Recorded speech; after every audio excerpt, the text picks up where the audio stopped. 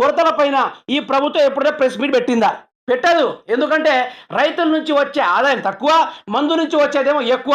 200కు 150 రూపాయలకి ఒక king fissure light అమ్ముకున్నా కూడా దాంట్లో సగానికి సగం రేవంత్ రెడ్డి ఫ్యాక్టరీ నుంచి తయారు చేసుకొచ్చేదానికి 40 రూపాయలు వేసుకున్నా కూడా సార్కి మిగిలేది దగ్గర దగ్గర సగం సగం కట్టుకున్నా కూడా సార్కి మిగిలేది 75 రూపాయలు. ఆ విధంగా ఈ రాష్ట్రంలో హెవీగా ఎటు నుంచి బడ్జెట్ వస్తే బాగుంటుందనే ఆలోచనతోటి ఈ మందు పైన ప్రెస్ మీట్ పెట్టడం జరిగింది మంత్రి జూపల్ అయితే. మరి ఇది ఎంత వస్తానికి కరెక్టు?